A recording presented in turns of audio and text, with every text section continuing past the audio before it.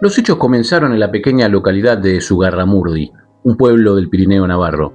El Tribunal de la Inquisición de Logroño había procesado formalmente a 53 personas. El evento macabro atrajo a más de 30.000 espectadores de diversas regiones. Y así fue, queridos amigos, que un total de 11 personas fueron condenadas a morir en la hoguera. Este fue el auto de fe más famoso por brujería que se conoce en España.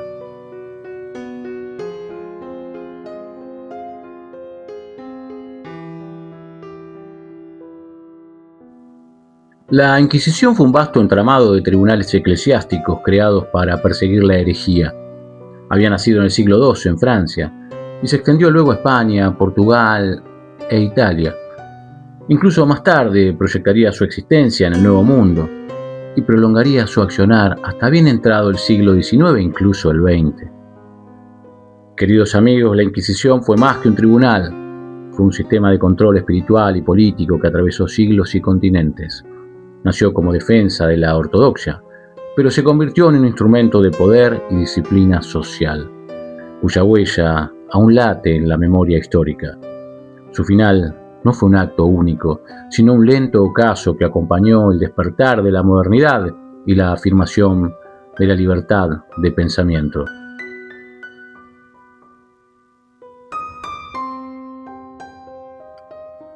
Hola queridos amigos, pasajeros de la noche. Hoy vamos a hablar de la Inquisición, aquel lugar en donde el terror se convirtió en ley y en donde la literatura encontró una fuente fecunda para muchos de sus relatos más escalofriantes. Sean bienvenidos a bordo una vez más, pasajeros de la noche.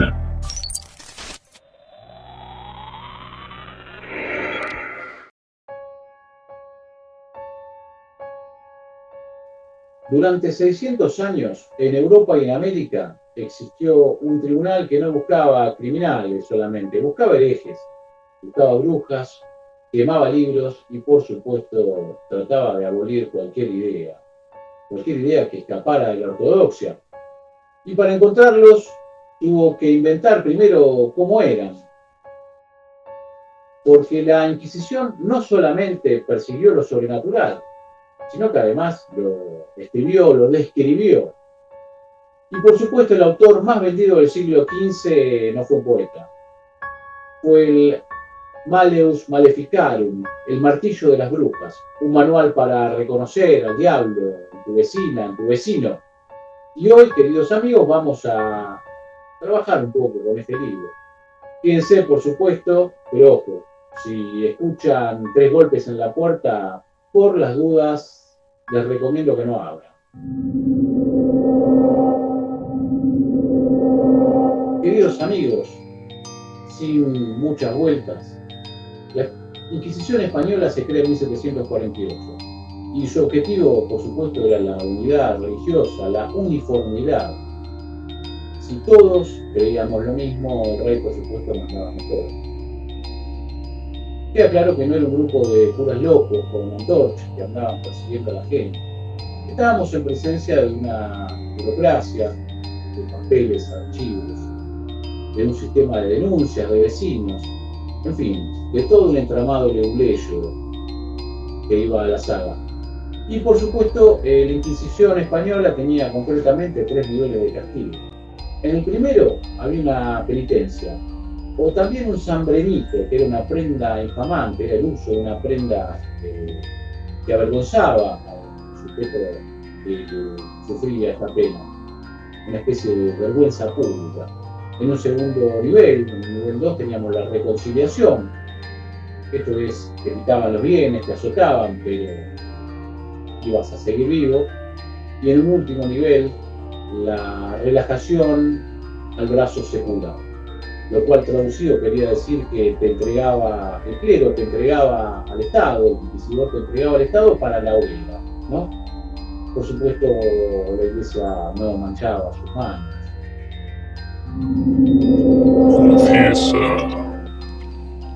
La Inquisición llegó a América en 1570. Por estas latitudes, Córdoba fue sede. Buenos Aires tuvo también comisarios. ¿Y cuál era su trabajo acá? Bueno, era vigilar la bigamia, la blasfemia, tal vez la brujería en Córdoba del Tucumán, pero por sobre todas las cosas, los libros y la lectura de ciertos libros. Si en el año 1600, por ejemplo, leías a Erasmo de Rotterdam, seguramente era sospechoso. Algo así como leer hoy a Borges o quizás escuchar este programa, ¿no? Probablemente también te convertiría en sospechoso. Como prometíamos al principio de estas palabras, la literatura tomó nota de la Inquisición y sus métodos. Y acá lo tenemos en 1925 a Kafka, en El Proceso, ¿no? Joseph K. es arrestado una mañana, no sabe por qué, nunca se entera, es juzgado por un tribunal invisible, absurdo, que lo declara culpable. Y Kafka no nombra a la Inquisición, no hace falta, describe su fantasma, la culpa sin origen, el poder que no se explica. La Inquisición murió, pero, queridos amigos, parecería que su método no. En el contexto que estamos hablando de la literatura, por sobre todas las cosas la Inquisición española, ¿no? Y El Pozo y El Péndulo de Edgar Allan Poe están directamente vinculados. Poe ambienta su relato The Pit and the Pendulum de 1842 durante la Inquisición española, específicamente en la etapa final de su actividad, ya en el siglo XIX. Aunque históricamente la Inquisición había perdido mucho poder, Poe la usa, ¿no? como recurso y como símbolo de terror absoluto. El protagonista es un prisionero de la Inquisición condenado, presumiblemente por herejía o liberalismo, quién sabe, durante las guerras napoleónicas, cuando las tropas francesas invadieron España y temporalmente suprimieron el tribunal inquisitorial.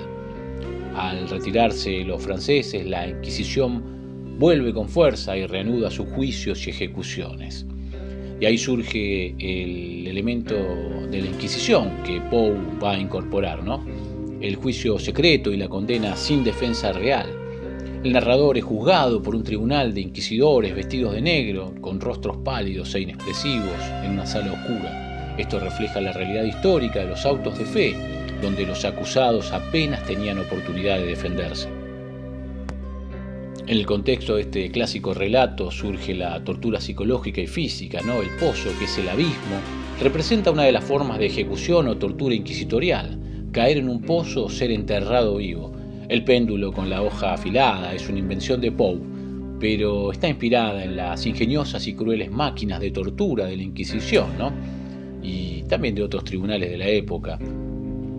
Se usaba, por ejemplo, el potro, la garrucha, el garrote, ¿no? Entre muchos otros. Poe exagera el sadismo mecánico, ¿no? Para generar este ambiente de terror.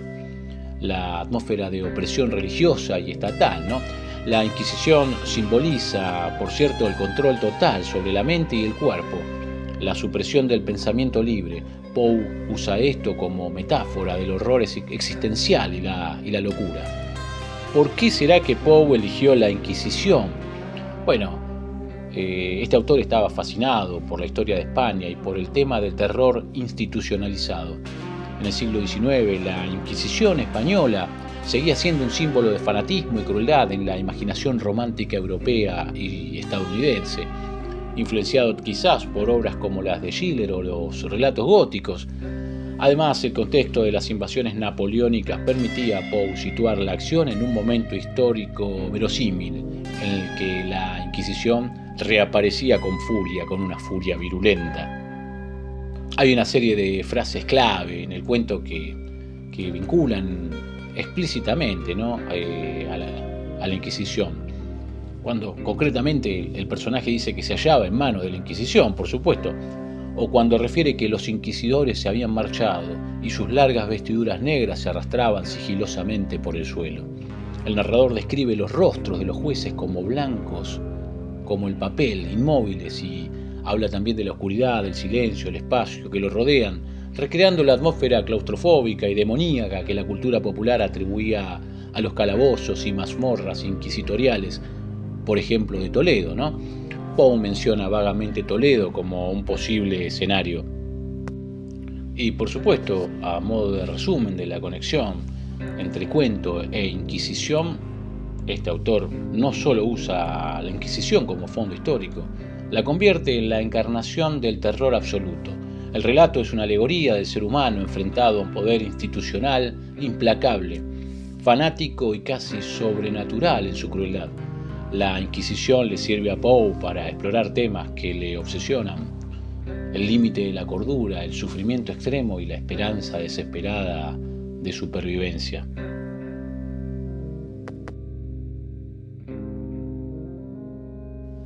Y ahora vamos a hablar un poco de la Inquisición acá por estas tierras, ¿no? El fantasma local. Acá no hubo hogueras masivas, la verdad. Hubo, eso sí, algo peor: el silencio. El índice de libros prohibidos llegaba en barco a Buenos Aires. Tener a Voltaire era delito. En Córdoba, en 1776, Fray José Antonio de San Alberto quema libros de filosofía moderna en la plaza. Rousseau ardió. Y ese miedo, por supuesto, dejó leyendas, ¿no? En Santiago del Estero y Tucumán se habla de los tapados, tesoros enterrados por judíos conversos que huían de la Inquisición limeña. Enterraban el oro y morían. El mito dice que el alma del dueño vuelve como luz mala a cuidar su entierro. Ciencias, gases de huesos en descomposición, fósforo, fuego fatuo, mito, un fantasma inquisitorial, un alma en pena que no confía ni en Dios ni en el banco. Ernesto Sábato lo entendió en Sobre héroes y tumbas. Describe a los informes sobre ciegos, una secta secreta que domina el mundo. Paranoia, vigilancia, culpa, es la Inquisición sin sotanas. Borges también en la Biblioteca de Babel habla del universo en tanto una biblioteca infinita y que por supuesto posee inquisidores, purificadores que destruyen libros por herejes. Esto por supuesto nos suena a todos, ¿no? Para terminar, me permito preguntar, ¿no? ¿Qué se quemaría hoy? La Inquisición se abolió en 1834, pero el índice de libros prohibidos existió hasta 1966. En términos cronológicos, ayer literalmente. Pensemos, si un comisario del Santo Oficio del año 1600 entrara a tu casa, ¿qué libro te llevaría al auto de fe? Harry Potter, brujería. Crónica de una muerte anunciada, crítica a la Iglesia. Un manual de biología, dice que no venimos de Adán y Eva. La Inquisición no le temía al diablo, le temía a la duda. Por eso los fantasmas que creó siguen vivos. Porque cada vez que alguien dice, eso no se puede leer, eso no se puede decir, confiésalo. Se abre un portón de piedra y a veces lo que entra no es el inquisidor, es nuestro propio miedo a pensar distinto.